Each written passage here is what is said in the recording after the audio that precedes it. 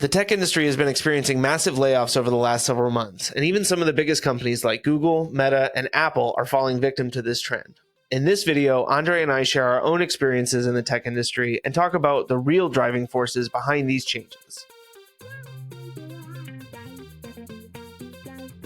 A lot of this brings me back to our experience at D-Zone, because we were there at a time where the company was growing in the efforts of taking on some investors, right? And so as part of that, I think what we saw was the company basically hiring to A, make it look like they were growing, and B, to make them look like a big company, right? And not just like size-wise, but the positions that they were hiring and the titles and stuff like that. Like, oh, we have a director of this and a director of that, and there's 15 directors in this compy. Wow, they must be doing a lot of important things if they have that many directors, right? There's like 60 or 70 employees, which always blew my mind. Yeah, and like the leadership team between the Answer Hub and D-Zone was like 20 people. And it's like, but you know, what ultimately happened with that company, right? Even after the investment came in, they did more hiring and expanded and all this stuff. And then now they've had to cut way, way, way back. And they got sold for parts. Yeah, on both sides. On both sides.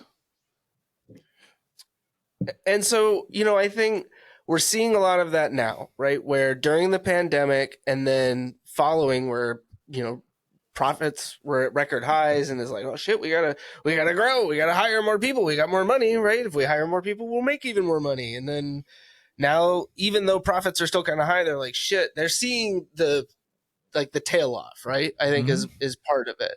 And so now it's like we gotta slash and burn to get as lean as we can, because if we don't do it before our competitors, then we're going to be a step behind.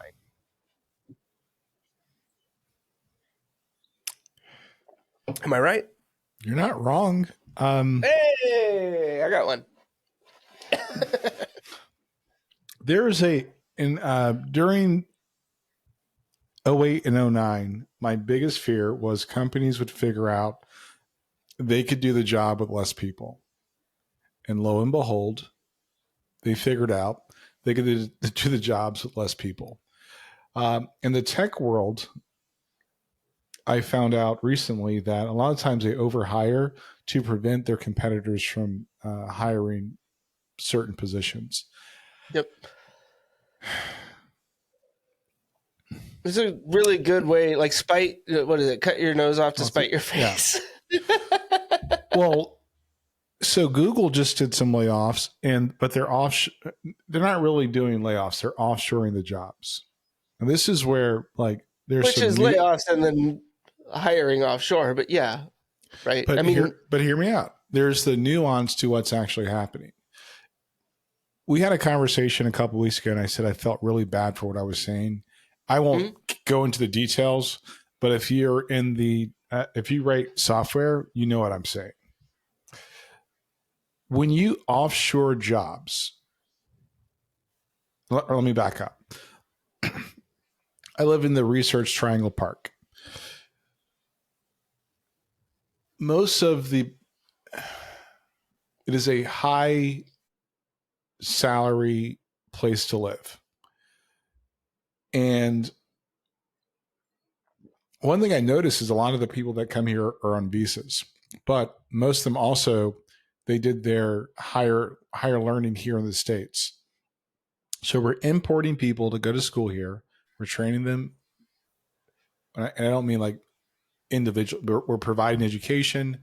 They typically go back to wherever their homeland is. Then we offshore the jobs back to wherever it is.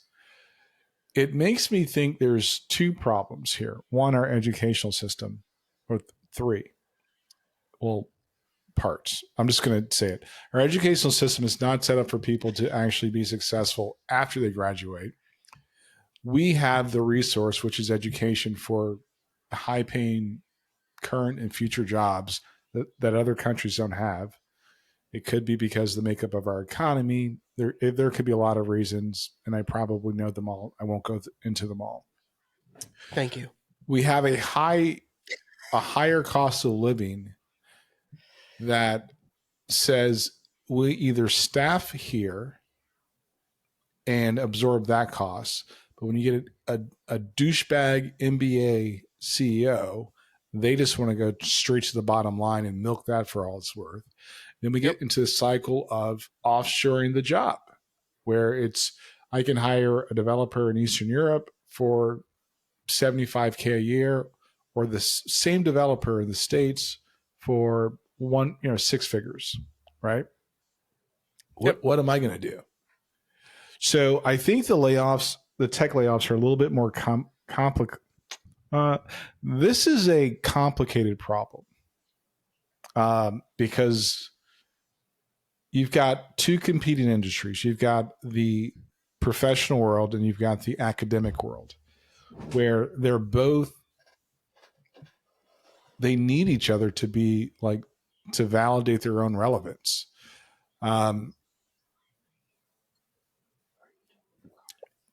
Whether it's NC State's engineering school, whether it's Caltech, whether it's Stanford, whether it's MIT, you've got these endowments going to the universities. You've got the universities feeding the pipeline. You've got the immigration or the visas and the immigration thing, and it's all messy. Then you've got a whole group of people. I hate the word generation people that don't have a spot in the current and or the future job market. So for me, that's why I say I don't know anymore. I really don't know. Could you do the job with less people or the right amount of people? Yes. We talked about it earlier with if every company is started just to get bought out, then that's a shitty company. Yeah. I don't know. It's a shitty economy. The economy's shitty. I mean, because then what you're basically doing is you're just feeding like the Facebooks, the Metas, right? Oh, right. I'm going to start a company just to piss off Meta enough that they come in and buy me out is basically what you're doing. So the layoffs are inevitable. You're overstaffed just to be overstaffed. And I don't know how you fix that. I really don't. So now when I start thinking about, I think they are fixing it, aren't they? They're laying them off. The tech companies are fixing their problem, but I hear what you're saying. I don't know that there's an easy solution to get these companies to stop doing that, right? To stop hiring people to prevent them from going to another company, to stop. So it almost makes me think that the salaries of software engineers are inflated. Okay. I mean, I'm open to that belief, or at least that query. What? Get it? Query? Yeah. Good job. I like what you did there. So like back in the days, people wanted to work at a FANG company, right? Well, that means six figures in the door plus equity or stock options. What's the real rate of that salary? We don't know anymore because everything was on the table just to attract people, blah, blah, blah. Now we're offshoring the same skill set to other countries. Yeah. We're screwed. Now we've got a market price for a job that's not even relevant. And a significant chunk of the workforce that's trained specifically for that job and expecting to somehow find that. I mean, you have a massive pool of candidates competing for a very tiny number of jobs by comparison. What I love is the fact that people try to blame it on work from home. No, if you're saying that I can hire somebody in Eastern Europe or India to do the same job for obviously less money. Yeah. It doesn't matter where I'm at. It doesn't matter if I'm like on location or at home. Where does it cross the line into? So, I think of like the fast fashion, right? Sure. That's always people talk about that. And so when you're talking about like developers and hiring them offshore and whatnot, or, moving jobs offshore, at what point does it fall into that same realm of like what happened with manufacturing? I mean, that's basically the exact same thing. Right? It's the exact same thing. it's here's the difference between with if you're a developer, and I've said this so many times, I'm going to say it again. You have a skill set slash resource most people cannot and will not duplicate. Why are you taking a job at these places? One of the places my son worked at that he actually eventually uh, he left. He's working in a real cool company now, but the place that he left for, the one before then, um, they just got screwed by their VC funding. So they ended up going. So all the VC funding was basically, for lack of a better word, fraud. That company closed, and it's also still part of the same problem, where we're starting companies not to be companies, but for the exit. Yeah, that was D-Zone, right? 100%.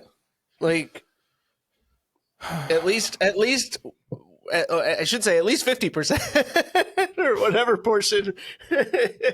Actually, you're right. It was an exit for the founders. It was an exit for the private equity group. They were looking for an exit. That was their goal. Their goal was to get ROI and sell. And then flip it. Yeah. Fuck the people that are involved, like the employees. And they do the whole, we're a family, Bob. You don't do that to family. So here's my rough solution I've been saying for a long time. Stop working for these companies. Yeah. Like legit, just stop doing it. Like the CEOs, these MBA guys, most of them don't have a technical background. Right. You think they're going to go program some shit? No, they're not. You think they're going to update the homepage? So I would say if you're a developer, hey, and if you don't have a non-compete or you get laid off, you've got a skill set that your boss doesn't have more than likely. There is a very high chance you have a skill. That's why I cringe when I think of all these layoffs. I'm like, geez Louise, how can you guys not see it? Just stop working for them. Go build an open. Here's my model. And you guys will see more of this later on. Not with all products, but with some products. Build something open source. Get a license. Figure out a way to get donations. I've been personally paying for software from indie devs for almost a year now, and I feel great about it. There are people out there that will pay you for the work you're doing, and they're not going to feel guilty about it. And I also think software, for the most part, probably shouldn't be free. Like there should be an open source license, and this is not my domain, but there should be an open source license that negates the feeling or the expiration date of a great product because a person can't make a living. But I would say, at some point, start writing your own stuff. AI, that shit ain't happening. If all the devs say now we're good and do their own thing, it changes the whole landscape, in my opinion. Do you think that like the you were talking about like you don't think software should be free, and I think I generally agree with that. I'm trying to think of a situation where I'm like, no, I shouldn't have to pay for this software. If somebody took the time to write it, then I had this. I was a carpenter for a number of years. I had a friend ask me to. I don't think you've mentioned that before. Yeah, maybe quite a few times. I've had people, friends, ask me to build their deck for free, and I'm like, no. Like, how about no, Scott? Okay. No, it's not how that works. Yep. So why would I ever expect somebody to give their blood, sweat, and tears and not make something? Right. That's insane. And that's exactly what I'm saying. Is I cannot think of a scenario where that's not the case. And if you really think about it, influencers want to make money, and what do? Yeah. What's their value add? But go ahead. I'm sorry. No, you're fine. I wonder if part of it is like a symptom of, like at some point it felt like everybody decided everything on the internet should be free, right? Like with Napster and, all the P2P sharing and stuff like that like ultimately we should be able to kind of skirt the rules and the laws to be able to just get whatever we want for free. And I do wonder if like some of that ends up applying to software too, like just that mindset of, oh, it's on the internet, I should get it for free. But it's not something like, I don't know. It's just, I feel like if you eliminated that, like, oh, it's free, just use it, really we're recording all of your data and selling it off behind your backs, right? Like, and that's big tech, right? Right. Because they knew the value in the data. But I do believe like the app stores didn't help, right? So if I get like 1 million downloads of a free app, I can put ads in it. No. Oh, yeah. I'd rather not. I don't want to see the ads, right? So there was always a revenue model. You're either the product or you're always a product, but you're paying one way or the other. Yeah. I think we should just... There's such thing as a free lunch. Yeah, I think we should just stop that. I think we should stop with this whole, like, work should be... If we believed in a barter system at some point in our human history, what makes you think today that people shouldn't be paid for the work they do? Even if it's $5 a month, unless you really can't afford it, fine. But if you can actually afford it, $2-3 a month, whatever. But try to make an effort to, number one, acknowledge and like pay for people to develop the thing you like. I do get tired of people that download like free open source software and bitch about not having. How did I know? Yeah, because of course, right? Like, I got this for free, but I'm still going to complain about it. Oh, this thing sucks. It doesn't do what I want it to do for free. It's free. You paid $0. $0. Speaking of open source software, Joplin. Oh, your friends at Joplin. Yeah. So I actually downloaded Obsidian because as a developer, there are certain things that UpNote can't do. But I already paid them. I was like, I'll still use it. And I always have to have a plan B. It does some of the things as mermaid charts, which is something that I actually use. I'm paying them $5 a month for syncing. Now, I've already found out a way to do all the syncing for free, but I figure, well, you know what? I'm only going to use it for this particular part, but it's $5 a month. Yeah. Like, keep developing the software. So if my $5 a month helps you guys to continue to make software I'm going to use, sure, okay. That's the mentality that we should have. We shouldn't, even if you're a waitress, waitresses and waiters get mad, or I guess the correct term now is servers. They get mad if you don't leave a tip. All right. I don't complain when I leave a tip. I don't like a tip at a place where they didn't really do anything, but I stood here and took your order. I smiled at you, motherfucker. Give me money. No, I mean like true servers where their hourly wage is like $2 or whatever because they're $2.85 hanging on the tips. Then like that, you deserve a tip. But when when you're getting paid $15-16 an hour to stand behind the counter, then I don't really feel like I owe you some additional money here. I'm good. Why are you asking? We went to a restaurant a couple of weeks ago, and I'm not kidding when I say this, but I was disappointed. They added the gratuity like automatically. And I was like, yo, I was going to leave and it was like 15%. I was going to leave a 20% tip. I was like, all right, well, this is where we're at. Probably shouldn't have done that. I mean, no, it actually was a 10%. No, it was like less than it was obviously less than what I was going to leave as a tip. And, but the server, she was so nice. I still left her a 20% on tip. top. Yeah. But yeah, so I don't know why people think, so let me get back. Tech layoffs. It is a complex problem. Or it's really complicated. It's complicated because there's so many things feeding into the problem, and I don't know how to fix it. But I would say that developers have a way out.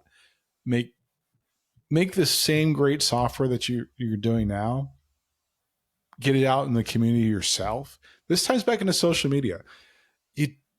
This is a time of history. You don't have the overhead to be beholden to anybody. Yeah.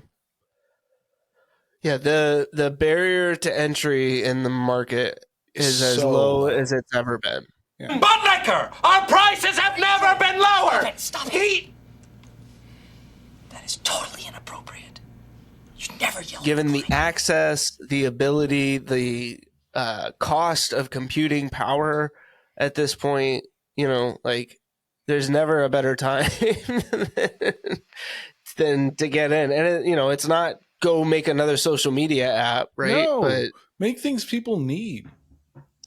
Make things that people are actually going to enjoy and that's going to benefit them. And we as a society have got to stop thinking everything should be for free. That's I think that's part of the problem.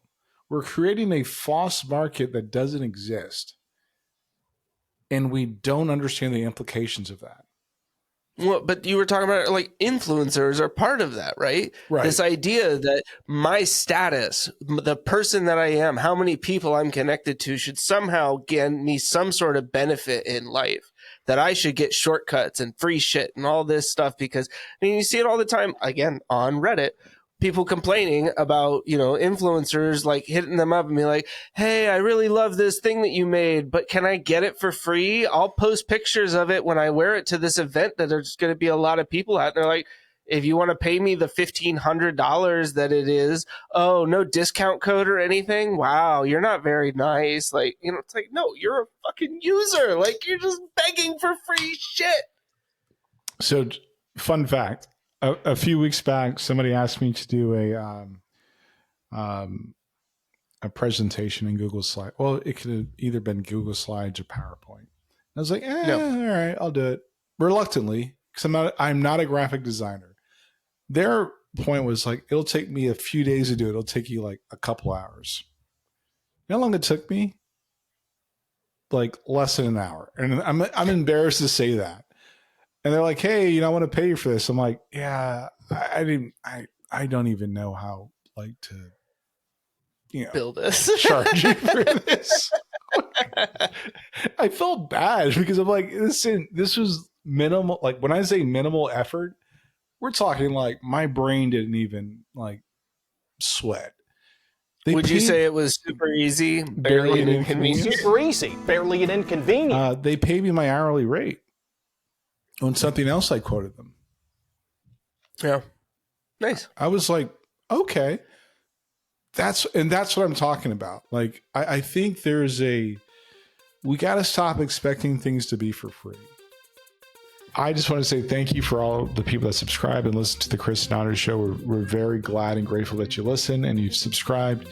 We're going to get on a regular cadence. Please go to the Chris and Andre Show, chrisandandreshow.com. Subscribe to our audio podcast. We are on fireside.fm, Spotify, Google Podcasts, YouTube, obviously. Wherever you're listening to podcasts, you can probably find the audio version. And yeah, we really appreciate it. I'm very grateful and humbled, to be honest with you, that people actually enjoy the podcast. And if you like what you hear, hit the like button, leave comments. If you have suggestions, always just let us know. We'll be glad to answer that. We do involve and engage in the comments, even the weird ones. So yeah. Chris is just standing there stoic. I don't know what you just were like, I'm going to do this thing and didn't tell me what you were going to say. So yeah, what he said.